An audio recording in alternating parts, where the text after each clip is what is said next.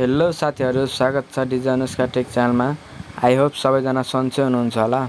आजको भिडियोमा तपाईहरुलाई सिकाउन गइरहेको छु कसरी हार्ड ब्रेक बेसलाइन बीट बनाउने त। सबभन्दा सुरुमा एफएल स्ट्रिमल खोल्नु होला।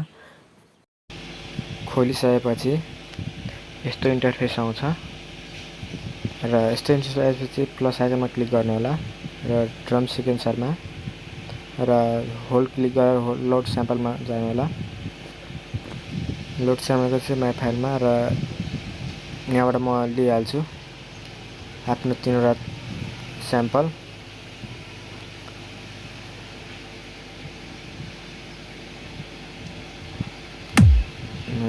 यो भयो।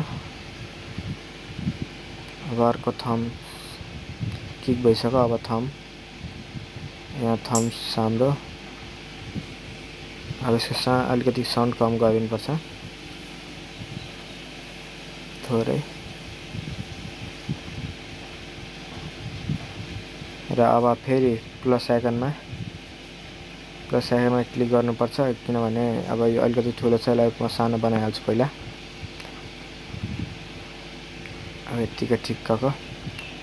अब डाइरेक्टमा क्लिक गरेपछि माई फाइलमा र यो म डिडी 16 मिटरको बेसलाइन है। 16 मिटरको बेसलाइन साथीहरु। अब चाहिँ C4 हेर्न सक्नुहुन्छ यहाँ। C4 यसलाई सानो बनाएर 4 बिट हुन्छ। 4 बिटमा अब तपाई A को तल कालो बक्समा गएर यहाँ र 2टा लगाइदिनु होला गनेर है। यो चाहिँ लामो एउटै। अब यो लामो गरिदिन्छु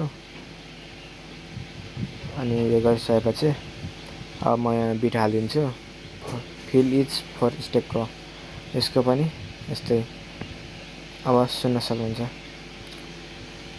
कस्तो छ भनेर। एकपल्ट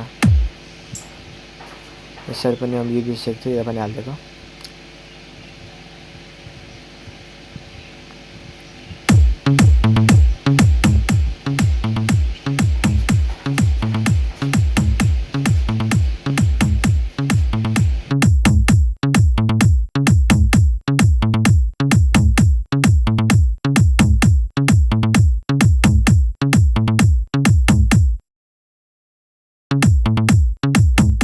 साथीहरु, यो 3वटा स्याम्पल चाहिँ म डिस्क्रिप्सनमा लिंक दिन्छु, त्यहाँबाट। साथीहरु, आजको भिडियोमा यति नै।